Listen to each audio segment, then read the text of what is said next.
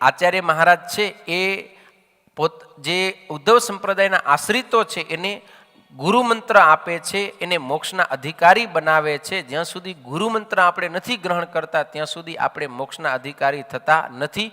તો આવા આચાર્ય આખા મતલબ આમ તો ભારત દેશની અંદર જ મહારાજે દેશ વિવેક કર્યા છે, પણ આપણે જોઈએ તો બે જગ્યાએ ભગવાન સ્વામિનારાયણે ગાદી સ્થાપી, એક વડતાલ, એક અમદાવાદ. તો આ બંને આચાર્યો શ્રીજી મહારાજે ધર્મવંશીય સ્થાપેલા છે. તો એ બંને આચાર્ય આ ઉદ્ધવ સંપ્રદાયની અંદર મંત્ર ગુરુના સ્થાને વિરાજમાન છે, બરોબર.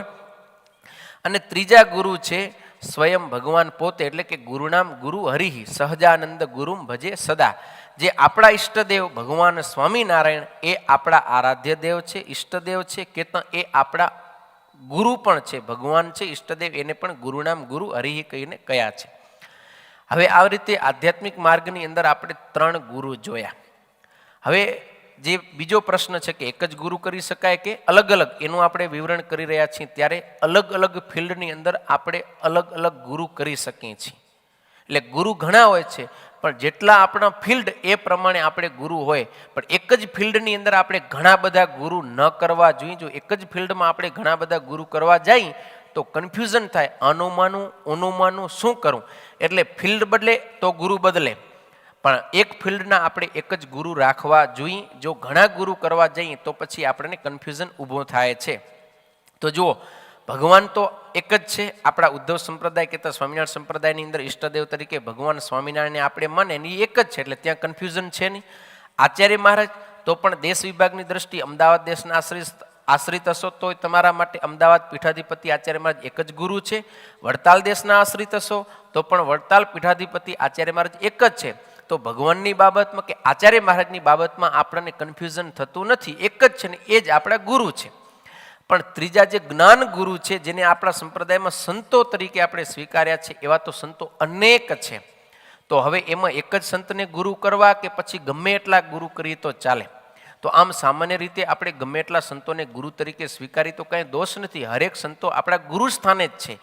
પણ તેમ છતાં એક આપણે સ્પેશિયલ ગુરુ તો કરવા જ જોઈએ, અને એ એક જ હોવા જોઈએ. જેમ કે આપણે કોઈ પણ જગ્યાએ જવું હોય અને એ જગ્યાનો આપણે રસ્તો જાણતા નથી, તો આપણે કોઈ ભૂમિઓ એક સાથે રાખવો પડે, અને એ કેમ આપણે ચાલીએ તો આપણે પહોંચી જઈએ. પણ આપણે 2-4 અલગ અલગ ભૂમિયા લઈ અને એક જણો આ રસ્તો બતાવે, બીજો ઊ રસ્તો બતાવે, ત્રીજો રસ્તો બતાવે, તો આપણે એકે જગ્યાએ પહોંચી ન શકીએ, મૂંઝવણમાં મુકાઈ જાય. તો એમ આપણે જો જ્ઞાનગુરુ ઘણા બધા બનાવશું તો પછી આપણને કન્ફ્યુઝન ઊભો થશે, મૂંઝવણ ઊભી થશે.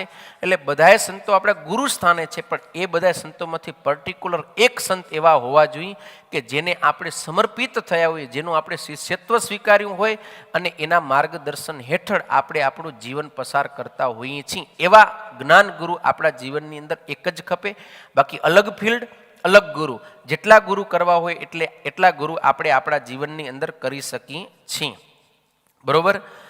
પછી ત્રીજો પ્રશ્ન છે, શું ગુરુ બદલી શકાય કે ન બદલી શકાય? તો ઘણાને મૂંઝવણો કે એક વખત ગુરુ કર્યા એટલે કર્યા, પછી ગુરુ બદલી શકાય નહીં.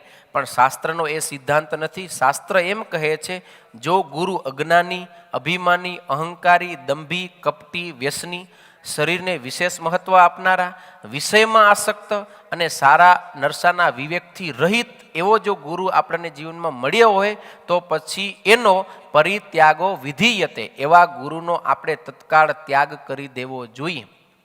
તો શું પૂર્વે કોઈ આવી રીતે ત્યાગ કર્યા છે? પ્રમાણ છે? તો કે હા, બલિ ગુરુ તજ્યો. તુલસીદાસજી મહારાજે પદ લખ્યું છે, બલિરાજાએ પોતાના ગુરુ શુક્રાચાર્યનો ત્યાગ કરી દીધો તો જો ભગવાનને પામવામાં અડચણરૂપ થયા તો. રામાનંદ સ્વામી પણ પોતાના ગુરુ આત્માનંદ સ્વામીનો ત્યાગ કરી દીધો. કેમ? તો કે આત્માનંદ સ્વામી છે એ નિરાકારવાદી જ્ઞાન ધરાવતા હતા અને રામાનંદ સ્વામી ભગવાન સાકાર છે એવું જ્ઞાન ધરાવતા હતા. તો રામાનંદ સ્વામી જેની પાસેથી દીક્ષા લીધી હતી એમના ગુરુનો પણ એમણે ત્યાગ કરી દીધો. એટલે શાસ્ત્રમાં અનેક એવા એક્ઝામ્પલ છે કે ગુરુનો ત્યાગ કરી અને બીજા ગુરુ કરી શકાય છે. એટલે જો જીવનમાં ખોટા ગુરુ હોય તો ગુરુ સાચા જ છે ને આપણને ભગવાન સુધી પહોંચાડે એમ છે તો પછી આરે વગર પ્રયોજને ગુરુ બદલાવાના નથી. પણ આપણને ખબર છે કે આ ગુરુ મારું કલ્યાણ નથી કરી શકે એમ એટલી એનીમાં સામર્થ્ય નથી, તો પછી આપણે થોડીક પણ વારનો વિલંબ કર્યા વિના તત્કાળ એવા ગુરુનો ત્યાગ કરીને જે પ્રમાણે આપણે ગુરુની વ્યાખ્યા કરી એવા સાચા સદગુરુ શોધી અને એવાને ગુરુ કરવા જોઈએ. એટલે ગુરુ ત્યાગ કરવામાં, ગુરુ બદલાવવામાં કોઈ પણ પ્રકારનો દોષ નથી, એટલે ડરવાની જરૂર નથી.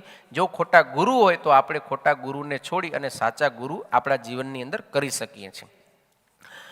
અને આની અંદર એક વાત સમજવા જેવી છે કે ઘણી વખત ઘણા બધા મનુષ્યોને ક્યારેક જીવનમાં ખોટા કોઈક ગુરુ ભટકાઈ જાય એને કારણે પછી એને તમામે તમામ જે સત્પુરુષો કે નથી આમ નફરત થઈ જાય. એને એમ થાય બધા આવા જ હશે, પણ એવું નથી હોતું. જેમ આ જગતમાં ખોટા છે એના કરતાં પણ વધારે સાચા છે, તો ખોટા કદાચ આપણને જીવનમાં ભટકાઈ ગયા તો એનો પછી ત્યાગ કરી સાચા સદગુરુને શોધી અને આપણે એને સેવવા જોઈએ, આપણું આત્મકલ્યાણ કરી લેવું જોઈએ. એક વખત જો ખોટા મળી ગયા એટલે તમામે તમામને ખોટા માની લઈએ, તમામ સંતોને આપણે નબળા માની લઈને પછી સાધુ સમાજથી આપણે દૂર થઈ જઈએ, એના પ્રત્યે આપણને ભાવ જ ન હોય ને એનાથી છેટા જ ફરતા રહીને પછી એમ માની કે ગુરુ વિના પણ આપણે ભગવાનને પામી જશું, તો પણ એ અધૂરું રહેશે, થશે નહીં. એટલે કદાચ કોઈ નબળા ગુરુ આપણને એક વખત બે વખત ભટકાઈ ગયા તોય પણ આપણે સાચા સત્પુરુષને શોધી અને એને શરણે સમર્પિત આપણે થઈ અને ભગવાનને પામવું જોઈએ.